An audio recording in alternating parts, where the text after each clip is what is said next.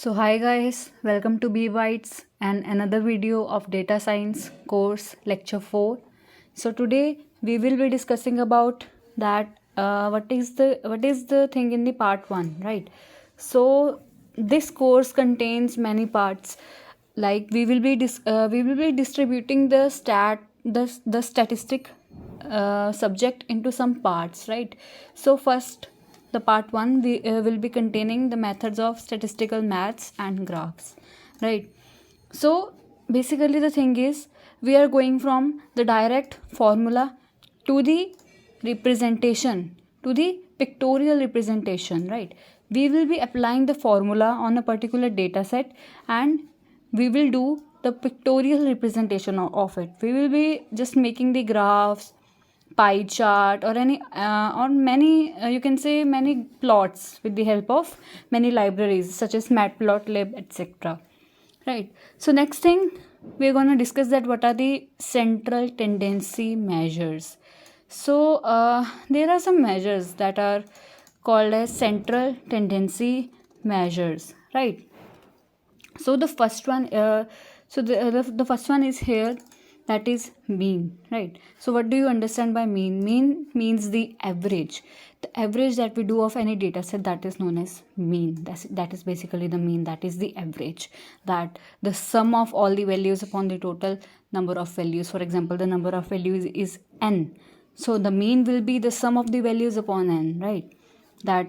I think that is clear to you, right? The next central tendency measure is median, right? Median means the middlemost value, you can say the middlemost value. And if you have heard of median in your earlier ages, like in the classes 6 and 7, we just have the chapter in mathematics, that is statistics, right?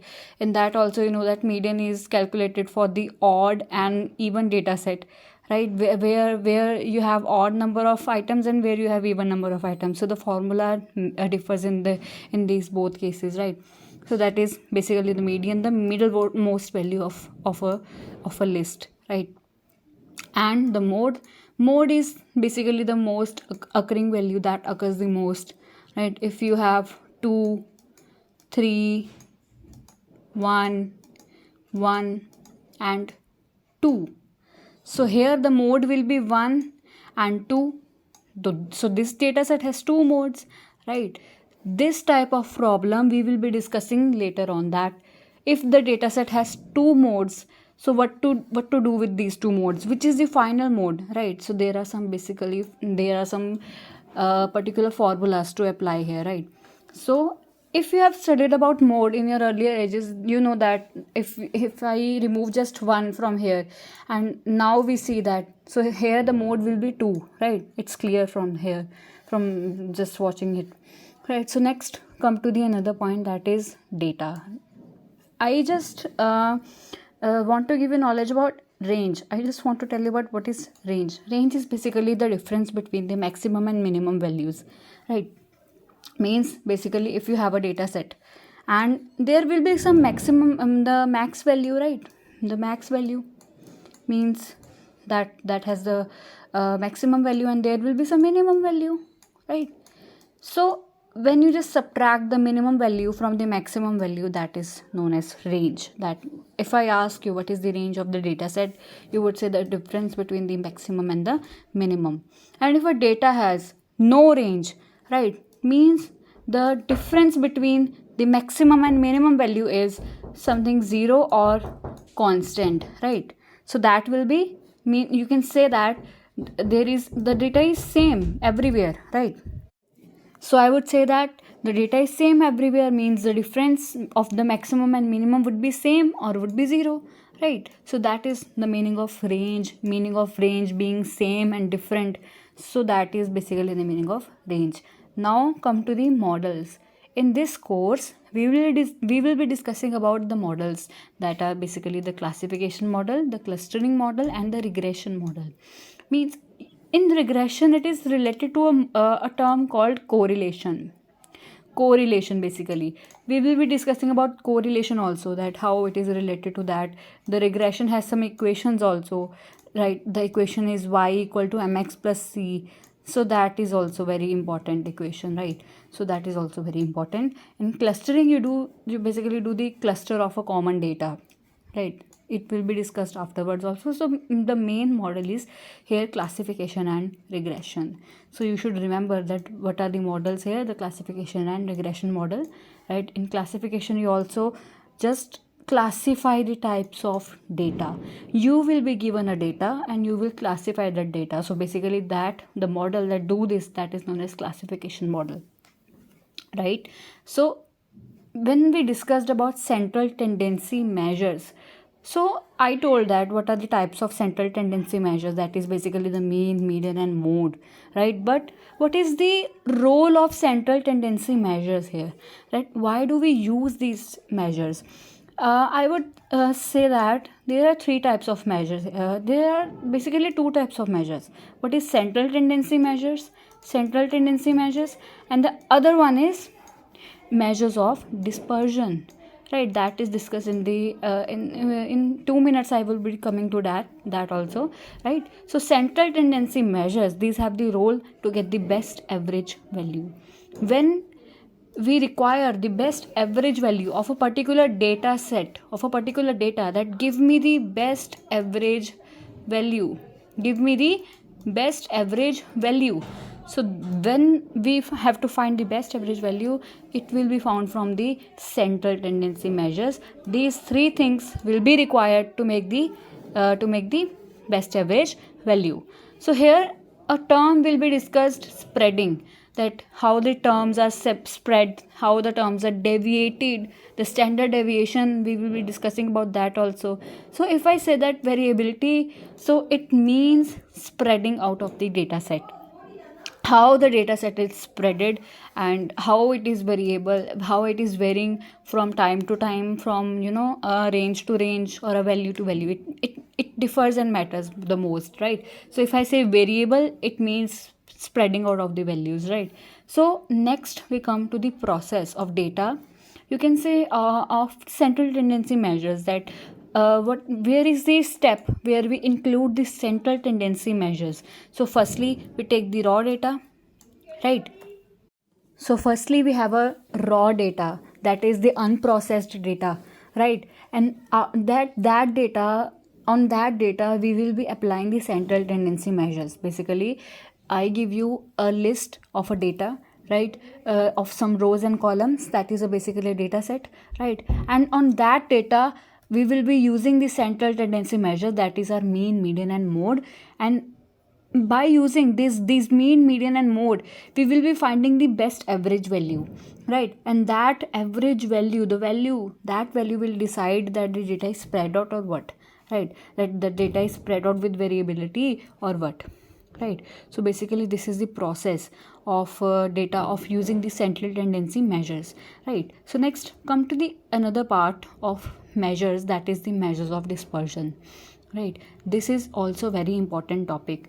There are the main five types of measures of dispersion. Dispersion means spreading out of the values. It's clear from the word. Dispersion means dispersing out, spreading out of the values, right? Deviating, right? How they vary.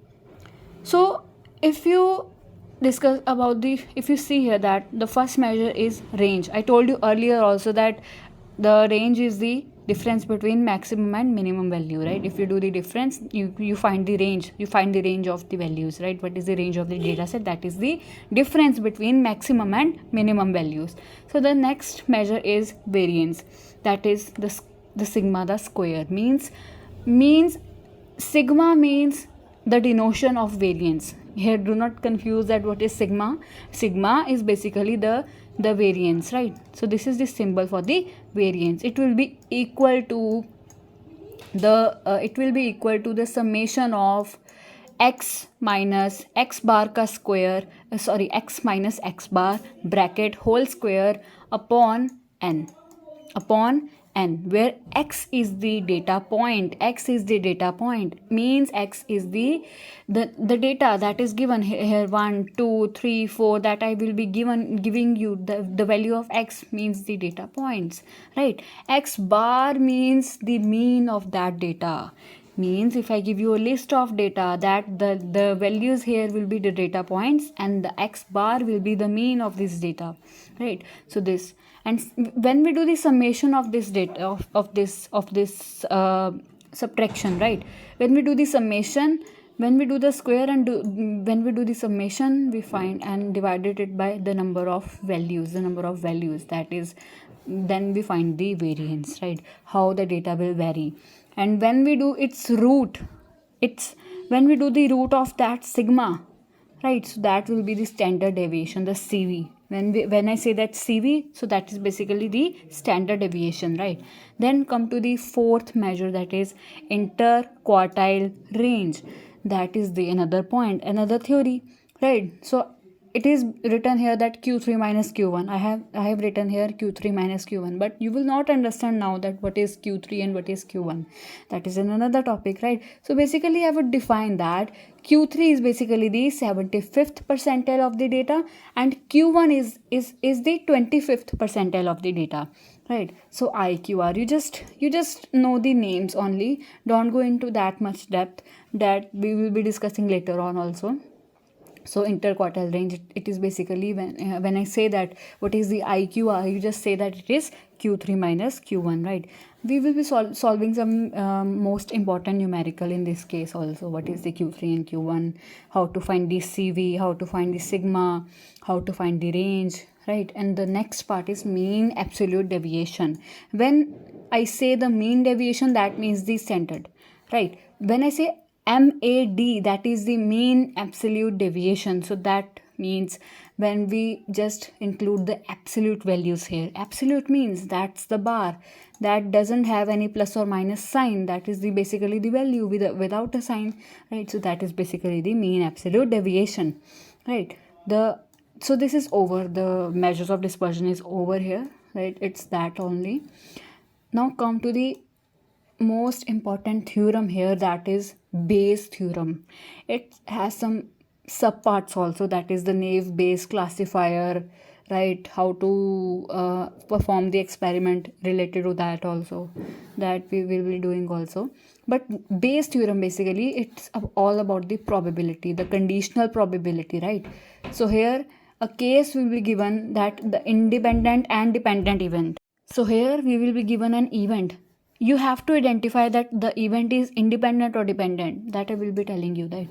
And this is basically the formula of Bayes theorem, right? So this is basically the formula of Bayes theorem. So we have done till now the measures of central tendency, measures of dispersion, right? What is the range, IQR, and that, right?